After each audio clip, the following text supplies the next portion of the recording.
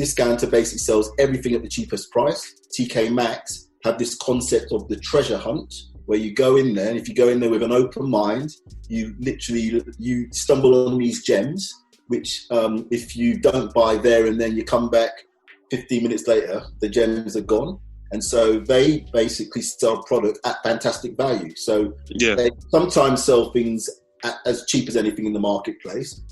But you can buy a Rolex watch in TK Maxx, but you'll buy it at a saving relative to the recommended retail. So when I joined TK Maxx in 2008, I had no idea of the concept of off-price and what brands did with old stock. So I was, having worked primarily in the Burton Group and with my own brand, I was only focused on the next range and selling that next range at a premium price point and generating the most profit.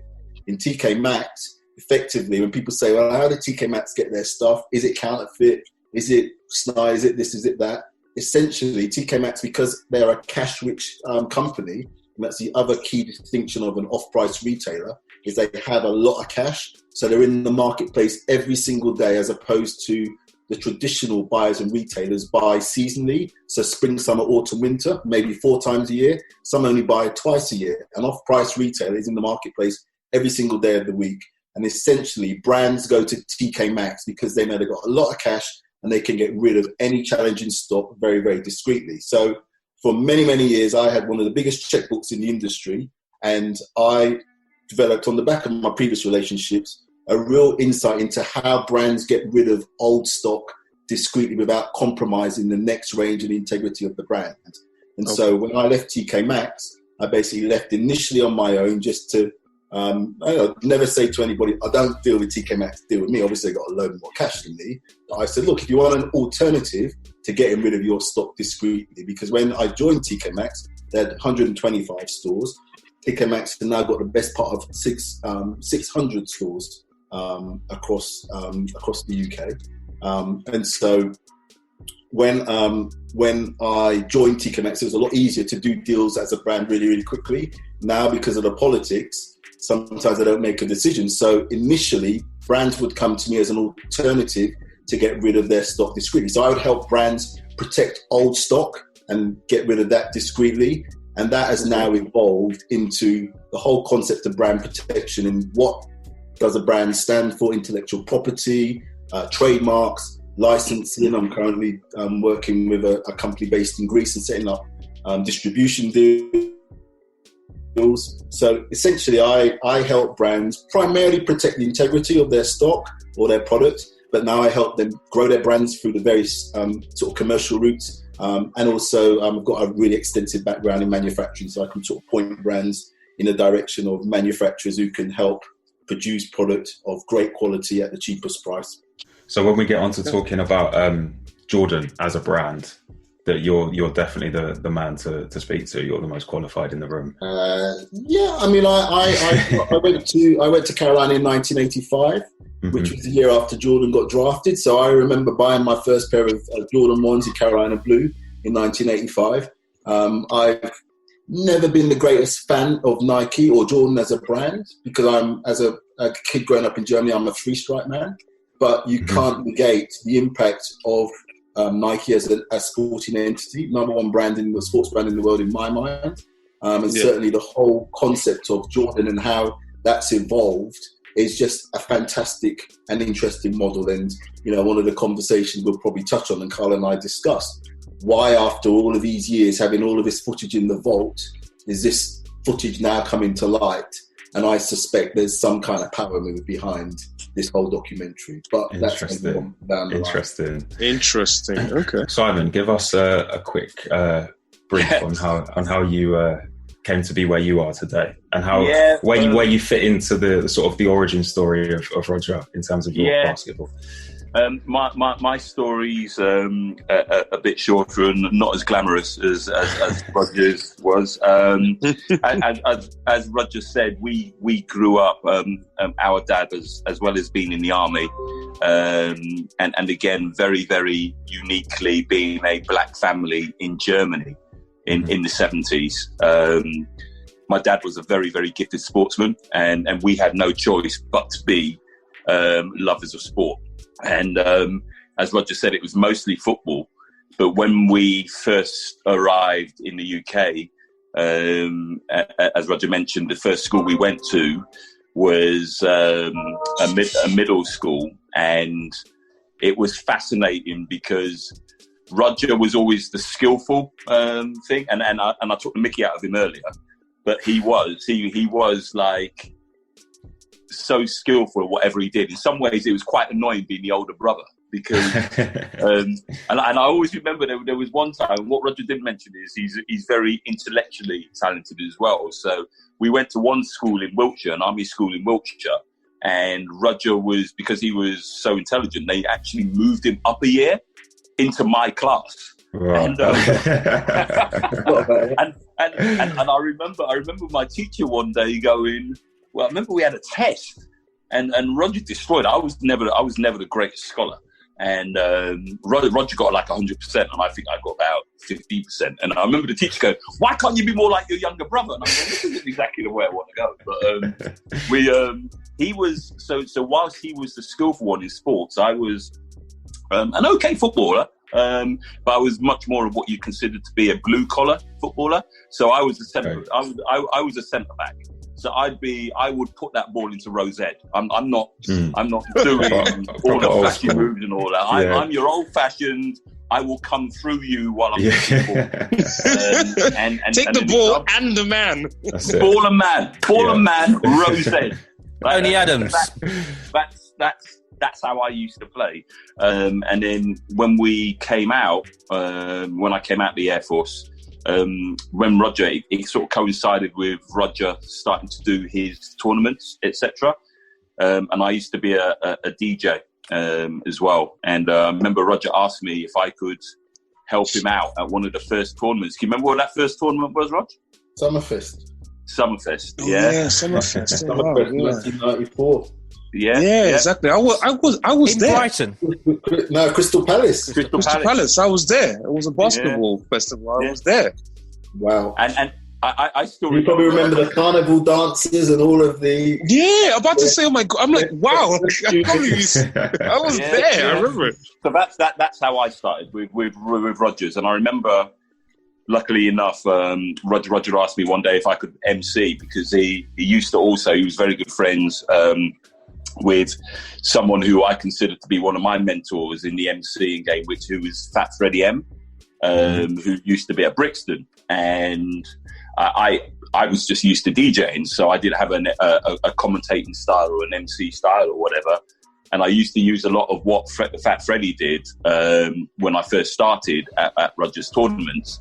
And it's interesting because I've been asked by a lot of people since, how did you get into the game? What did you do? And everything like that.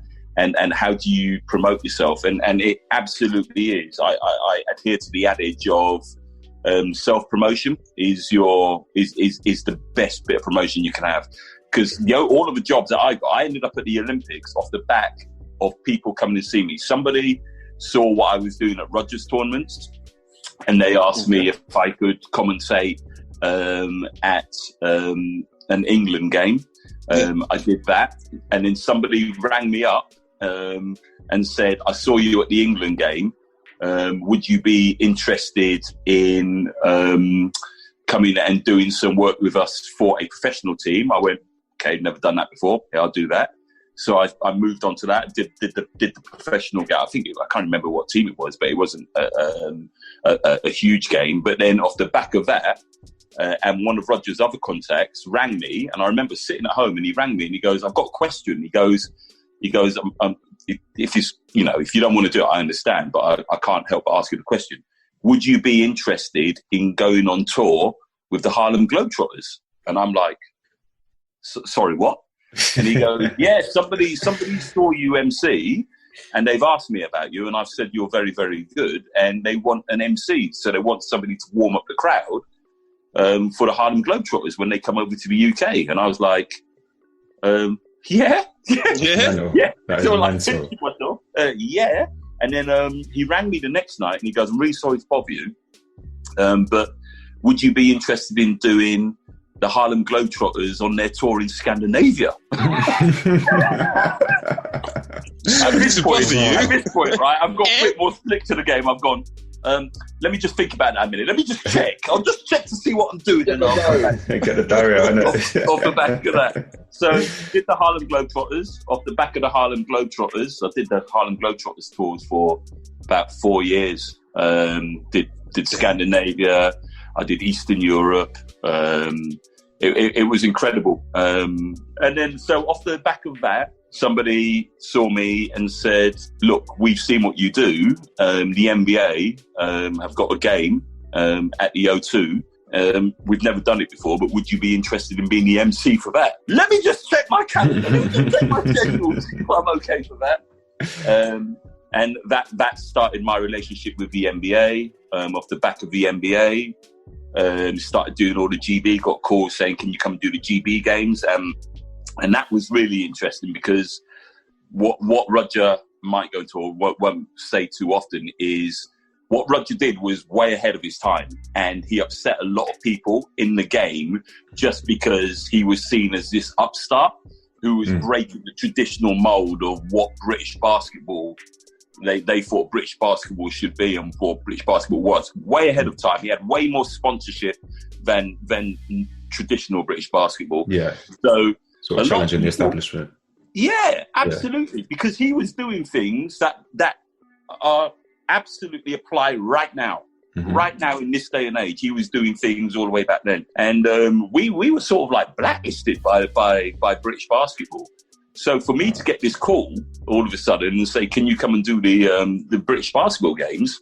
I was like, okay, things are starting to change. And then off the back of the British basketball games, got asked to do the Olympics. So did 2012, which again, just one of those moments that you look back on and go, wow, did that actually happen?